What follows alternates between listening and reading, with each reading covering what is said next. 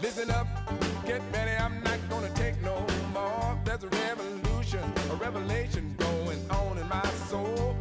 Buckle up, get ready, we're not gonna sit back. Citizens of the world, wherever you are, however you're listening to this show, whether it's listening or viewing, it is time for another edition of the Live from the Heartland show. I'm Michael James. I'm here in Chicago. I'm in the 49th Ward. It's very blue, although we have been under attack from ICE recently, as many neighborhoods in Chicago are. I want to welcome you all to the show this week. We're going to have a representative from Here to Stay Community Land Trust. We're going to have someone from Palenque LSNA, that's Liberating Spaces Through Neighborhood Action. We're going to go from Logan Square over to Uptown and talk with a couple of people who are involved with HAIBAYÅ. It's a social space on Argyle that is now turned into a coffee house. And we're going to wind up the show with someone from Indivisble talking about the recent No Kings marches. I'd like to encourage you all to take note of this email address. It's livefromtheheartlandshow@gmail.com. We are requesting that people contact us, and if they're able and willing, so inclined to make a donation to the show. We do have to pay some people who make it all possible, and we always appreciate your support. A couple of things before we bring on our first guest. This situation here in Chicago is not good. There's plenty of resistance, plenty of jubilation, so to speak, at least an uplifting spirit off of the march.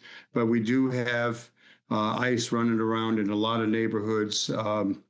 Andre Vasquez, who is head of the Committee on Immigration here in the city, an alderman, he was on Facebook or Instagram talking about all the places on the north side that ICE was around just the beginning of this week. Good thing was the No Kings March, and we'll hear a little bit more about that. On the sports front, someone posted that the Cubs owners ran Trump's fundraising, hosted his inauguration party, and they added that he's enabling their invasion. I'm not sure of all the details, but I know that they are conservative Republicans, and just all you people who might love them have to revel in that contradiction. Okay, we're going to take a short musical break. We'll be back with our first guest, so stay tuned here on the left end of your dial or on YouTube or on CAN TV, however you're getting this show. We're glad you're paying attention. There's a lot to learn, a lot to hear about, and together we will make a difference in the world. Be right back.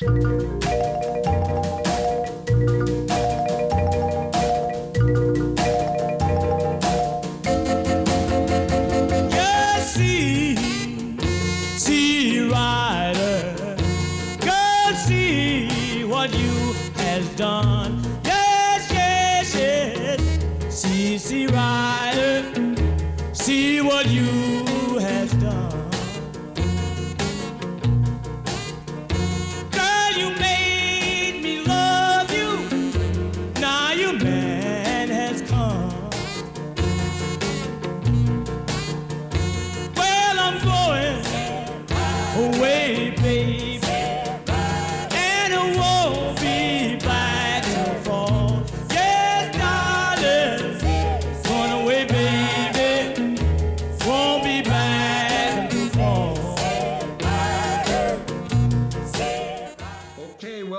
All you citizens of the world. Welcome to the first segment of this week's Live from the Heartland. We're talking about the week of October 24th, and we're going to take a little trip out to Logan Square. It's a neighborhood that's gone through a lot of changes. I've been running in and out of there since the middle 60s, and it's a different place than it used to be.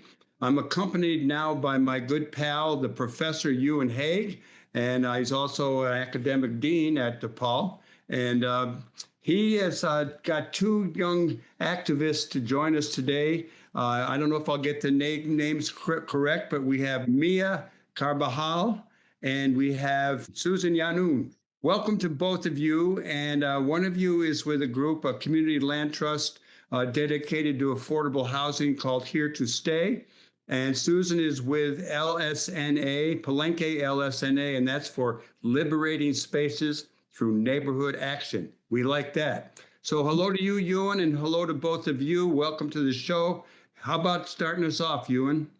Yeah, hi. I thought it'd be really good to take a deep dive into this one area of the city that's seeing a lot of housing pressures. And I've been working a little bit myself with Here to Stay Community Land Trust over the last 6 months. We have a strong partnership through our through DePaul University with Here to Stay. A number of us are sort of helping them out with various student projects. But I thought it'd be really great to hear from Mia and Susan about what's going on in the neighborhood. So let's just hit the intros. Mia, tell us a little bit about what it is Here to Stay is doing and how you're involved. Sure. Thank you, Euan, and thanks for the invitation to be here, Michael. So the Here to Stay Community Land Trust is a nonprofit organization that has the power and ability to acquire land and housing and steward it for long-term community benefit. And the way that looks like, it's a very flexible model. There's about 300 throughout the country, and it's expanded to internationally across borders. But in markets like Logan Square and Humboldt Park and Hermosa, that's seeing a lot of pressures from gentrification, a lot of displacement. We use it as a way to keep housing perpetually affordable for longtime residents that have been priced out of the market. And so Here to Stay was born with sort of that mandate. How do we keep homes in the building so that long-term residents, people with roots in the neighborhoods that we serve, which is Logan Square, Humboldt Park, Hermosa, and Avondale, parts of those. How do we ensure that there's long-term affordability for these families and home ownership opportunities? And so we acquire homes. And then once it's in our possession, we use a legal mechanism called a 99-year ground lease, which is renewable and inheritable. And the ground lease allows us to sell the buildings or the improvements on the land. Improvements is just a word for anything that sits on land. In this case, it would be the homes that we purchase. So we can sell those to individuals and families, but we keep the land in ownership of Here to Stay of the organization. And what's a really cool feature of the Here to Stay of the Community Land Trust model is that it is collectively governed by community members and people that live on the land. And so it's a democratically governed organization that keeps land in perpetual community control while also perpetually affordable. The ground lease restricts the resale. So any family that buys a Here to Stay home purchases the home with the understanding that in the event that they ever want to move or leave, they will pay it forward, in a sense, to the next qualifying buyer in the community. And in that way, the home stays perpetually affordable. Right. And you're just to flip it over to Susan, you're Logan Square and the neighbors, Hermosa, or so forth that Mia mentioned. This is where your organization is working as well. What are the pressures that you're seeing? What are the issues in that part of the city? Yes, thanks for having us on. I'm from Palenque LSNA, and we are like a 60-year-old community organization working in that area of the city that Mia mentioned. And we do planning processes. We have a holistic plan that we update regularly. But when we did our last comprehensive plan in 2018, what we were really seeing is like Logan Square was already so expensive. It was, as Mia said, very hard for people to stay in the community. There were all sorts of pressures, both from people who were renters to homeowners who couldn't pay their property taxes, people who had to move out. And we saw, for example, that in Hermosa, which is just to the west of Logan Square, homes were still affordable, but they were being flipped. So there was an investor that would buy it for about $100,000.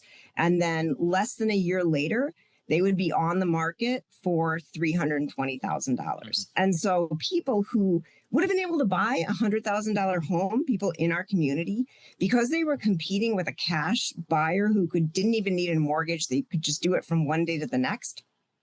Just regular homeowners, regular people looking for homes were priced out of the market, and they were not able to compete under those circumstances. And so in our planning process, we really wanted to figure out a way to interrupt that, so that regular people would still be able to buy homes. And there were three other organizations along with Palenque LSNA, Spanish Coalition for Housing, Center for Changing Lives, and Lucha, which is a redevelopment corporation, all together said, what is the best way to do that? How can we interrupt this process? And after doing some research and really learning about these other community land trusts, both popular, very popular on both coasts, but we do have a really successful model of a community land trust that operates in the northern suburbs called SEPA. We decided that that was really the way to go. And so in 2019, we started a new organization, and started to try to do all of those things that Mia was discussing. Where is SEPA? What suburb? It is in Highland Park is where it was based. And now they also have properties in Evanston, in Lake Forest, and Libertyville, all in that area. So I think it's interesting, Mia, you were telling us about how these houses are bought, so to speak. You know, you're still, people who are working with you are still, it's as if they own their own home. Well, they do own their own home. They own the lease for 99 years. So it's just like you have the house and you can do with it what you will. Yeah. Yeah, exactly. So the ground lease lays out all of the rights of the homeowners who purchase the home and the rights of the land trust. They're leasing the land. The home is there. So they still have to go through the traditional home buying process. They have to get a mortgage with one of the lenders that we work with that recognize our model. And once they purchase the home, they can paint it, they can, do all kinds of things that any homeowner would do. If they want to pass it on to a family member, they can do that once they pass it in the event. We do have a couple of qualifications and just things that we require through the ground lease. For example, the homeowner has to live in the home. So we don't support a model where there's like an absent homeowner. You have to live in the home. We also have 2 units and 3 units in our property. And we also require, even if you wanted to rent some of those units, you would still need to live in one of them. And so the purpose of the model is really for people that want to stay in place, that see the value of this neighborhood, that have connections to this neighborhood and trying to stay rooted in that way. And they do still make some modest equity appreciation in the event that they do decide to sell. There is a limited appreciation that the resale formula that's built into the ground lease supports. And so in that way, they have all of these rights. And one of the things that I mentioned is when we purchase the building, we do reduce the cost. So when we go out there, we're competing in the regular market, sometimes purchasing at prices that Susan's has mentioned. But through public investment and subsidy, we're able to reduce the cost. And so on average, we're selling our homes for 75% of what the regular market is, which is a huge cost, brings down the price significantly so that homeowners can afford it. Mm-hmm. Let me jump in Mike. And ask, are banks cooperative with you, or do you have any resistance to that? I think you mentioned, sometimes not. Sure. Thanks really in great part to Susan and a lot of the initial board members who were able to foster some of these relationships and SEPA's establishment, in this role. We do have 3 lenders that we work with: Huntington Bank, Wintrust Bank, and Old National. All recognize the community land trust model and have issued mortgages to our home buyers. Mm-hmm. So we're fortunate in Chicago to have those partnerships. Could I jump in one more time and just ask, what's the change in the neighborhood and how rapid has it been? I remember the 60s, it was like Latinos were moving in. It was a lot of white working class people. I lived right up near the Circle, and also down at Armitage and Kedzie. And it was rough edge, but now it's pretty slick when you drive through there. What about how's the changes come about? Yeah. So, when I first started in Logan Square, it was about 65% Latino at that point. And it was a mix of Puerto Rican, Mexican, and others from Central South America, the Caribbean. But over time, and we mentioned the gentrification of Logan Square kind of moved up the blue line up Milwaukee Avenue. And I think it was 2010 was the first time that Logan Square became, again, a majority white neighborhood. And so the percentages basically flipped. So now it's about 30% Latino. In the same time, Hermosa, the neighborhood just to the west, it's been a strong immigrant Latinx community. I think it was about 88% Latino, the last census, and it's decreased, but it's still strong, strong Latino identity. And I say identity because that is something that's so important to us when we talk about the legacy families that are there. Logan Square, people, it's really hard when you kind of feel like your identity, your culture is erased from a space. Mm-hmm. And that's really what it seems like. And when you drive or take the bus or walk up Milwaukee Avenue now, what used to be mom and pop stores, the mega mall where businesses got their first start, lots of young people got their first job, they're now just replaced by these really, kind of no character, big, 4, 5, 6-story buildings with a Target, all of these different things that just could be anywhere in the city and not really like what we know and think of when we think of Logan Square. So it's really important to us to try to find ways with the construction of La Placita, which is the placita that's going to be that's being constructed right outside the Logan Square Blue Line, that it really just makes sure that we don't have that erasure of the Latino community, that people can still see themselves reflected in the public spaces. And in Hermosa, we're really trying to do the same thing, while it is still very much a Latina community. I'm reminded of a study we did internally at DePaul about the displacement that has been accelerated by the 606, particularly in the within like a mile of the 606, and particularly accelerating towards the western end of it. I mean, anecdotally, that seems to be the case, and the data seems to back it up. I'm wondering what your experiences of that have been. No, absolutely. I know that Logan Square, when the 606 they started construction, we had the highest number of demolitions in the entire city.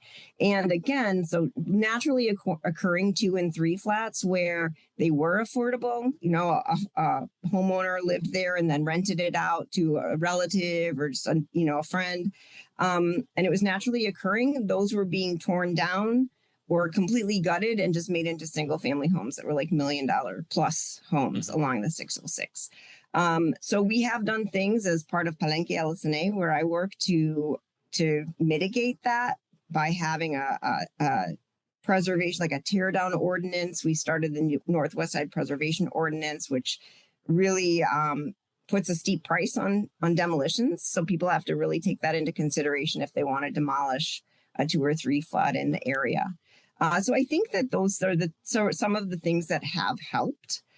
If somebody demolishes a property in the area and they have to pay the fee, which is now $20,000 per unit up to $60,000, that funding would eventually go to Here to Stay to try to replace that affordable homeownership options and naturally occurring rental housing in the area. Mia, can you tell a little bit about how your 2 organizations work together and how they came together?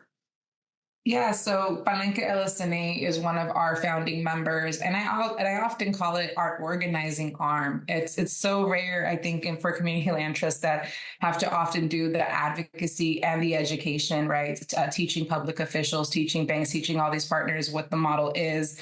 Palenque really laid a lot of the groundwork for that. Educating our public officials and other folks about this tool that the community can use to preserve assets in the community for perpetual affordability so that they remain accessible to people in the community. And so through sort of the policy advocacy that Palenque has been able to do, such as that tear down ordinance, that ends up turning into subsidy that Here to Stay can use to buy down the price of homes that we then resell to members of the community that have roots in those neighborhoods. I think we've also worked together just like on outreach, on getting the word out. We have an information session every month for potential buyers, prospective buyers to come learn about us. And it's, through opportunities such as events that we can get the word out. And on our board, Palenque is represented on our board, as well as the other founding organizations to keep sort of that community voice represented in the affairs of the CLT. The name Palenque captured my attention. I remember climbing a pyramid in Palenque. And I wondered if, Susan, you could tell us how that you came up with that name and what it means. I think it has something to do with freed slaves and where they lived. Fill our listeners in on that. Right, right. So in 2020, which was such a critical year, we also had a new executive director come in after we'd had the same executive director for about 25 years. And she is somebody that grew up in the community. She's Puerto Rican and Ecuadorian roots. And this was the time of the pandemic, of the George Floyd murder and the disturbances that we had in the city, and really was thinking about, like, what do we want to be? We want to take care of one another. We want to provide the solidarity and mutual aid. And we also really want to be fighting for systemic change. And she said it basically she was a Latin American studies major herself, and said, we want to be like a Palenque. And Palenques were these areas in Latin America and really around the Americas where people who were escaping slavery would go and create their own society. And they would be taking care of each other and fighting the systems of oppression that oppress them. Right. I'm going to get real specific, Mia. Tell me about 2368 West Cortland. Yes, that's our first new construction project. And so we have mostly built our portfolio through the acquisition of existing homes, rehabilitating them, and then selling them to buyers. So for 2638 Cortland, that lot was actually donated to us by the neighbor. There's a story about it. And I think Crane's published an article about how that came to be. And so when we got this lot, we originally were going to rebuild a 3-unit on there because that was previously demolished. But then, we started to talk to our partners and other folks, and they were like, there's precedent in the neighborhood for a 6-unit building, and that would bring, a lot of density to the neighborhood, maximizing that space. And it's also in an ETOD area, so an equitable transit-oriented development area that benefits from the Connected Communities Ordinance that doesn't, that says that we don't need to provide parking, because it's all about making housing oriented around the transit that's available. And so we took a leap, won a zoning change, and now we're heading into construction. So we had our groundbreaking back in October 3rd, earlier this month. And so once it's built, it will be a 6-unit building, 1 and 2 bedrooms that will also be permanently affordable and accessible to community members. We're very excited about this model. Do either of your organizations have plans to expand, or are there other people in the wings that are learning from you? I mean, we have a lot of neighborhoods where people are being pushed out of Uptown, Rogers Park, et cetera, et cetera. What's your plans for the future to make this a broader movement? It's a great question. There's about 7 to 8 land trusts in Chicago that are various stages of their organizational development. We have many in Austin and other areas, I believe, like Uptown, that are in the emerging stages, putting together bylaws. It takes a lot of work to put up a land trust. Okay, it's starting a whole new nonprofit organizations. It's a lot of operational capacity, and it really takes community members to get involved, right? If there is a local community land trust effort in your neighborhood, it takes community members, people like Susan, people like other folks on our board that are retired, that just care about this, to go in and bring in the skills that they can to bring it up. And that's something that I would encourage Chicagoans in neighborhoods that are interested in this model or other shared equity models, is how can you get involved? It really does start from the grassroots.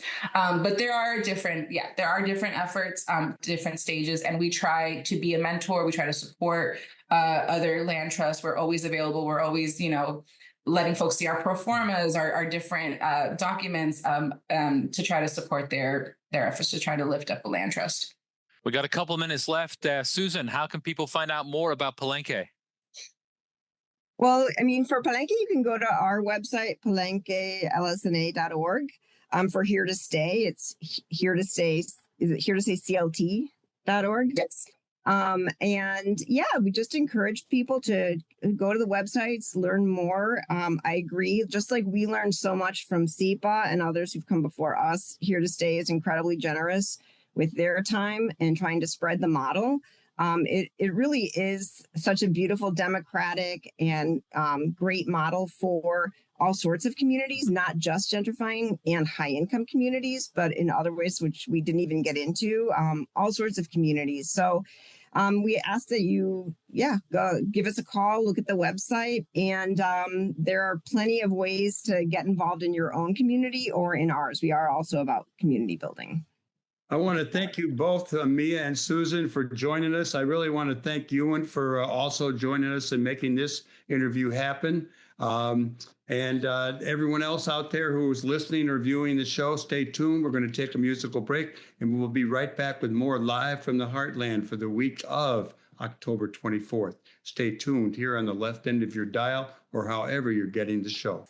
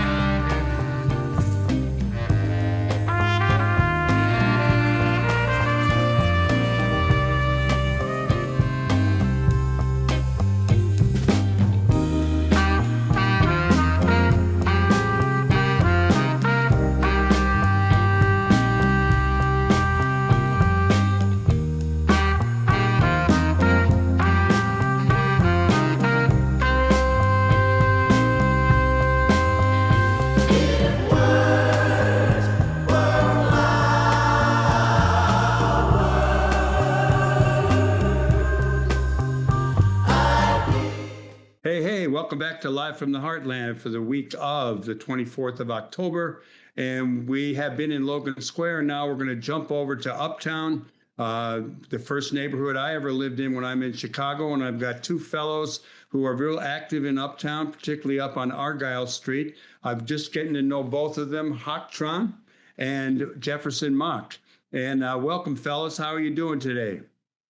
Good to see you again. So how about telling us a little bit about HAIBAYÅ, and tell me how to pronounce it correctly if I screwed it up.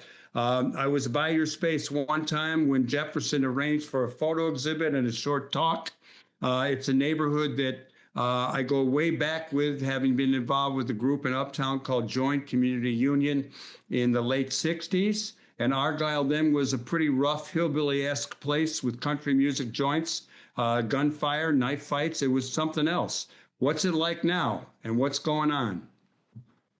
Yeah, so I mean, my memory of Uptown is from the early 90s. I was born in 85, but my parents were heavily involved with the Uptown community, especially with the Vietnamese American community. Both my parents were involved with VAI, which is the Vietnamese Association of Illinois, which is still there today. I think they're celebrating their 50th year.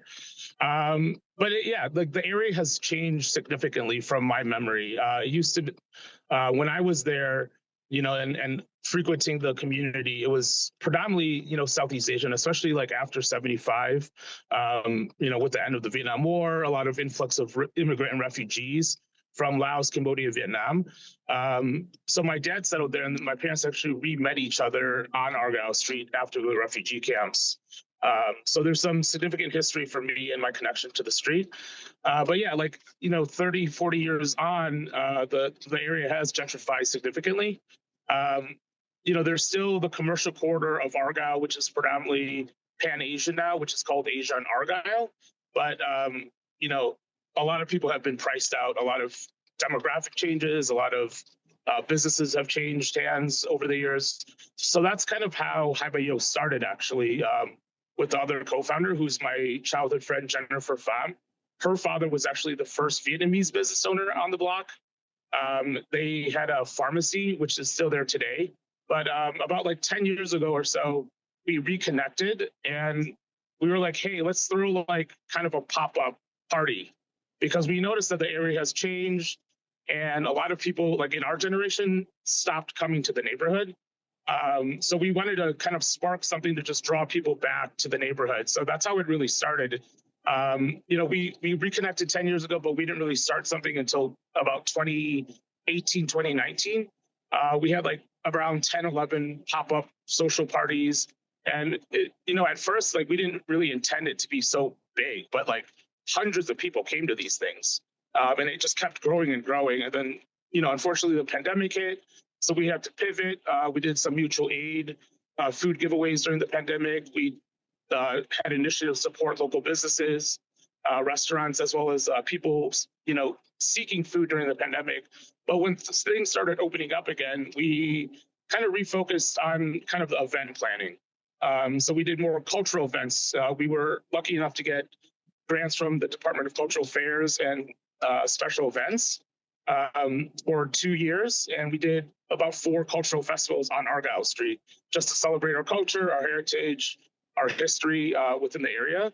And a lot of this programming is not only specifically, Vietnamese. Like, we make it an effort to highly focus on like connecting with other BIPOC communities. So we've had like friends from Little Village, from Pilsen, from like different neighborhoods of color that have collaborated with us with our programming and with our curation. So that's like one of the key efforts that we push for, not only cultural preservation of the Pan-Asian community, but also really how do we connect with other BIPOC communities and support each other.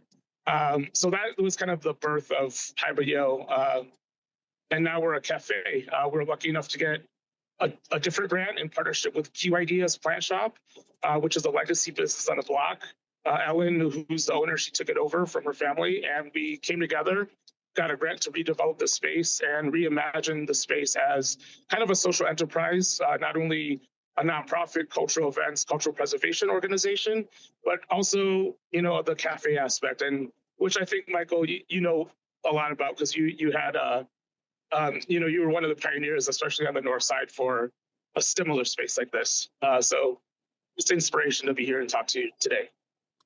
So when was your opening, your official opening of the coffee house? When I was there, a few months back, I saw the new coffee machine that you were going to bring in, and I saw the work ongoing. Jefferson showed me around and took me through little rooms and stuff. What was the opening like? You just opened up, and I've been seeing pictures of your place, with you guys and the state rep.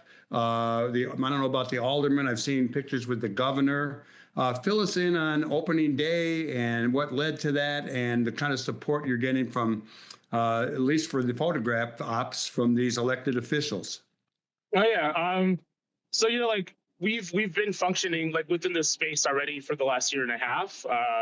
And you were one of the guests with Jefferson to talk about, Uptown and photography and your history. So we've done like multiple types of curated programmings in the past. So like, I think there's been anticipation amongst like our constituents and the people that have supported us throughout the years. So we were anticipating like, hey, it's going to be busy. And in fact, it was, like we're grateful for the community that supports us. New folks who are coming to the neighborhood who want to learn about the history. So that's what we really want to push with our social enterprises. Hey, like this is the history of, the Vietnamese diaspora here, the Pan-Asian diaspora. And if you're a newcomer, there's something to learn, but also grab a really unique coffee, food, and also, engage with the people who have been here before. So yeah, it couldn't have been a better grand opening weekend. And yeah, like you said, like we, with 48th Ward Alderperson Lenny Mana Hoppenworth, she's been very supportive throughout the years. And also State Rep Hoan Nguyen, who's like the first Vietnamese refugee elected into that position in the state of Illinois. So he's been extremely supportive of us, even well before he was state rep. He was actually one of the people who started Celebrate Argyle, which is another organization that started during the pandemic. It was him, a few other people alongside Jennifer and I. So we were good friends with him, and just to have that government support in the work that we do is critical, especially with very progressive government officials. Yeah, grand opening was last Saturday, the 18th. So quite literally just days ago.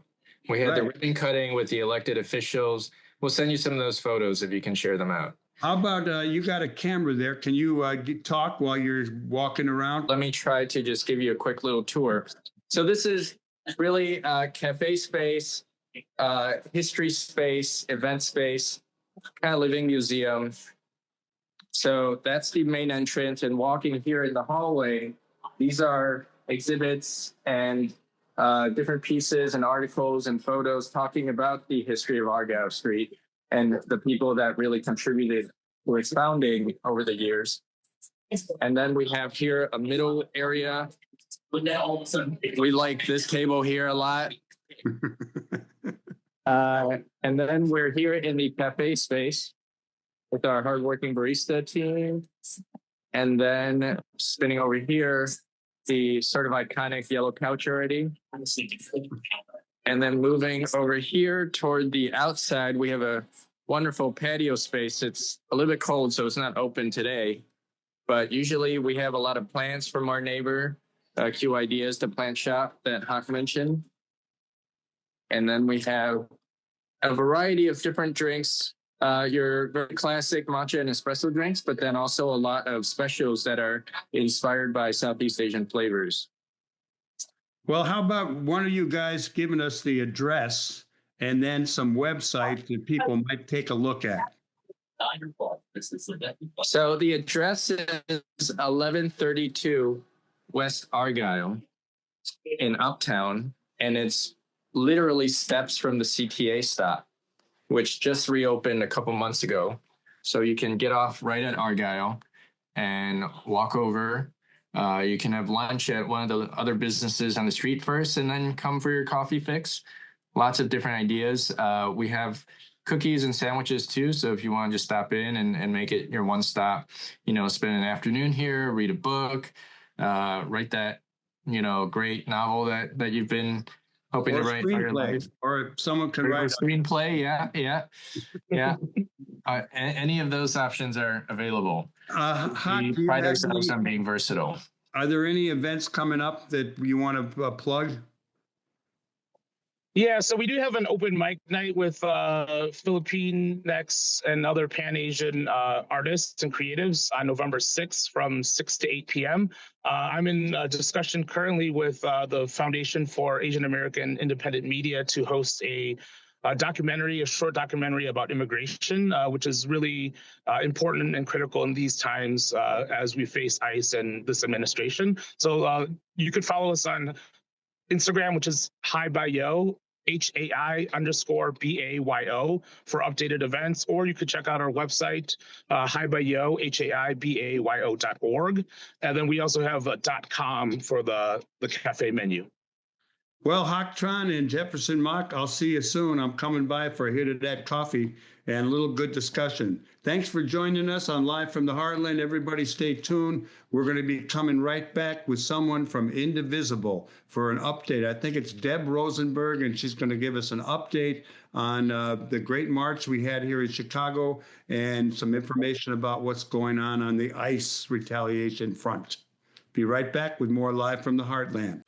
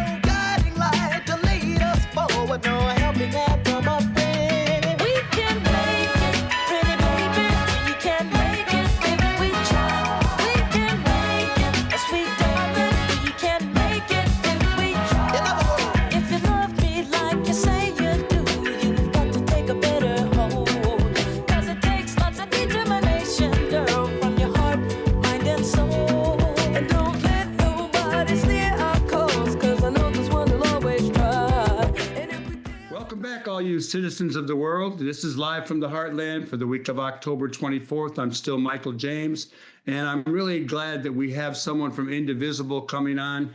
They do great work. I get an email every day talking about an action we can take. We've had some people from Indivisble on the show before, and we thought, given the history of the last few days with marches around the country, the No Kings marches and rallies, that we should have someone from Indivisble again. And I'm really glad that Deb Rosenberg is joining us. Good day to you, Deb.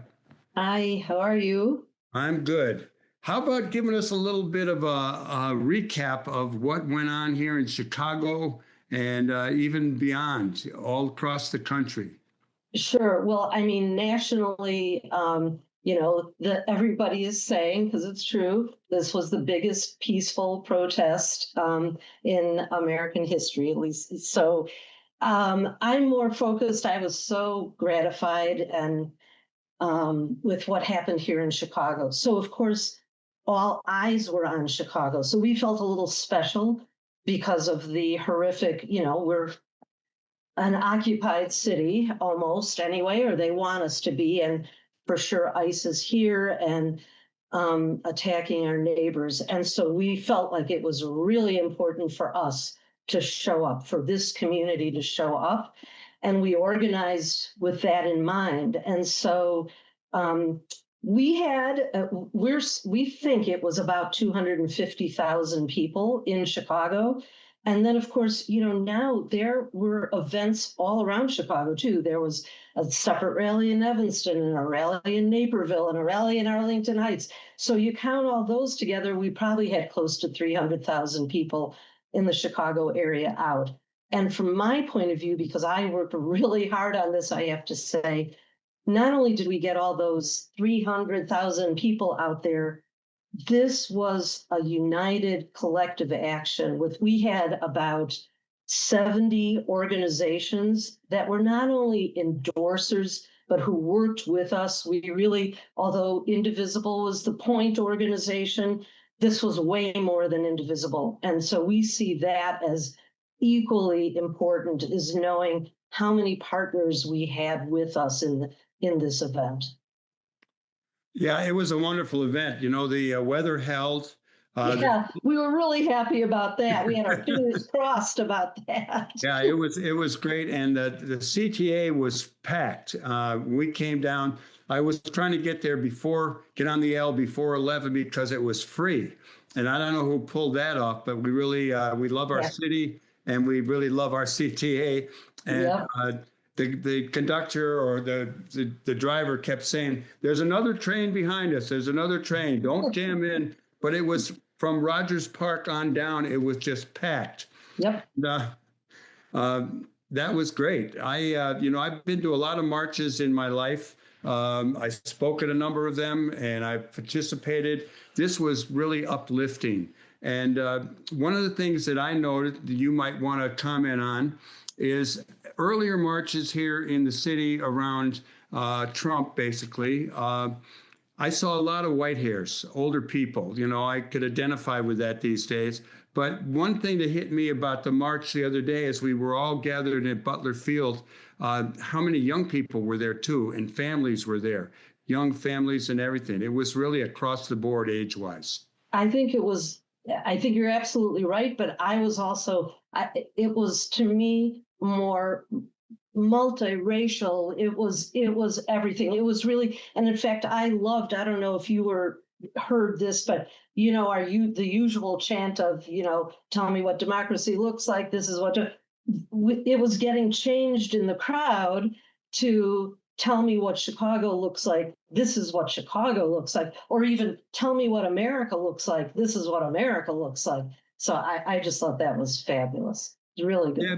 What was your take on how the media covered it, both here in Chicago and nationally? I know there was some criticism of the New York Times for not having anything on the back or the front page the day after.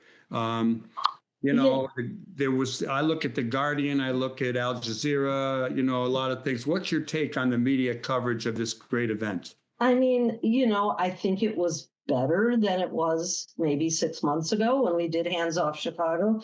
But I think your criticism is valid. I mean, we're seeing, the mainstream media is just still really acquiescing often to and not wanting to do anything that's going to, get them in trouble with the regime. And that's what we're fighting against. And I think, the more that we come out and they can't ignore the resistance now. They really can't. And I think that's one of the points of doing an event like this. Can you clue us in on any future plans? What do you think is going to happen next? Actually, so if I can, I wanted to comment on, I've seen on social media, and I'm sure you have too, there are some people who are saying, well, a big march is great, but, in order to really fight this regime and fight fascism, we need to be doing a lot more. We maybe need to be doing more boycotts or general strike or, big things. And I think Indivisible really understands that too, but we feel like we're at this stage of really movement building, and that's what this march was part of. You don't want any of those, a big action like a general strike, for example. It's horrible if it fails, if we don't have the unity, don't have the support, don't have the wherewithal to make it be what it needs to be to succeed. So to me, an event like this is building towards those other things. But to be more specific, to answer your question, we're always doing something. We don't stop. And actually, I'd like, if people go to our website, indivisiblechicago.com, we now have a whole take action page. You see it right when you get there. And I mean, we are really trying to build, I guess, what some people have called either a culture of defiance or a culture of activism. There's things to do, as you say, every day. You can sign up for our daily actions. We make it as easy as possible for people to stay involved, be involved, do whatever, do 1 hour a week, do 10 hours a week, do everything from electoral work to grassroots organizing to small visibility events all over town. There's things like that we are doing constantly. So you just have to, people just have to get there and start getting hooked into those other actions. I think that this period in our history is going to produce a lot of new organizers and people who are really committed to the cause. For sure. There's all this, the other side has they claim young people, young guys. I think that the future is on our side. And I think that it's very important at this period in time for a march like this to be so uplifting for so many people after the kind of barrage of negativity we've been hit with. I believe we'll still face a lot of losses. We had a number of years. But we need to really kick ourselves in the pants, cheer ourselves up, and go forward, because we will make a difference. We will win eventually. We, in the face of all these challenges, I mean, at the same time the march was going on, there was, day earlier, there was all this stuff going on in Rogers Park. ICE was rampant. And as of yesterday, just a day before we record this show, Andre Vasquez put out a list of all the places nearby where I live that ICE had been spotted. Yep. So we got to keep at it. Right.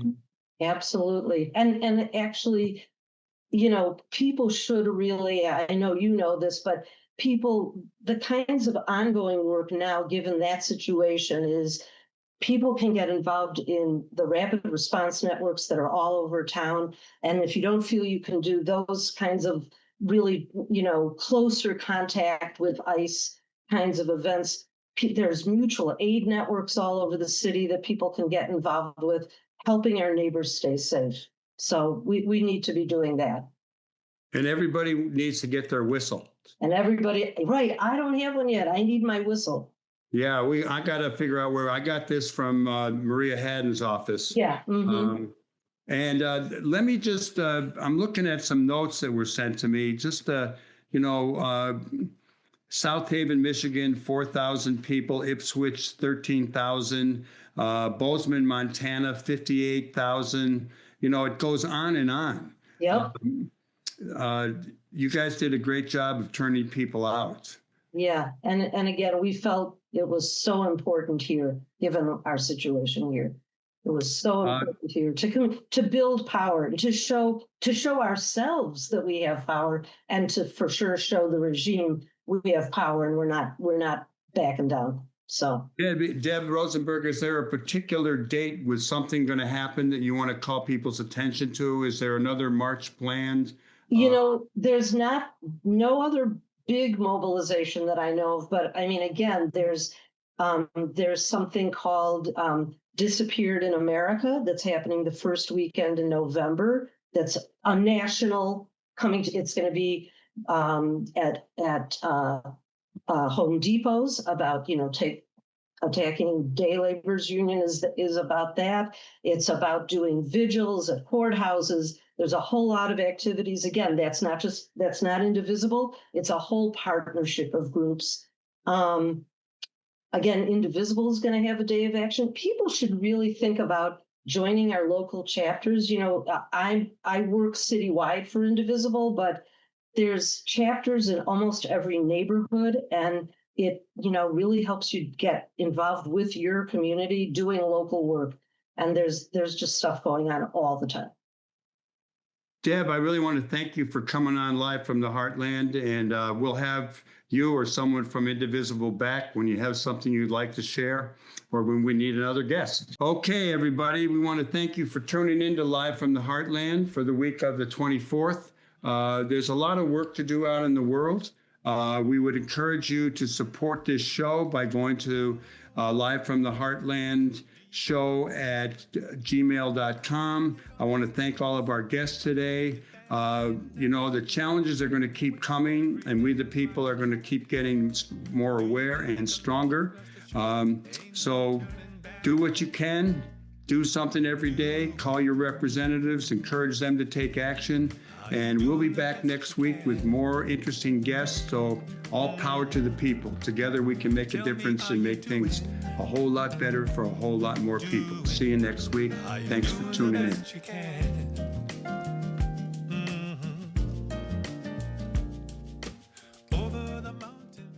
Thank you for watching the Live from the Heartland show. New episodes air every Friday beginning at 9 a.m. Central Time.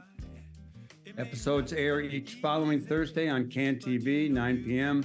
in Sweet Home Chicago on Channel 21, or streaming everywhere else at cantv.org. Audio episodes go live on WLUW each Saturday, 9 a.m.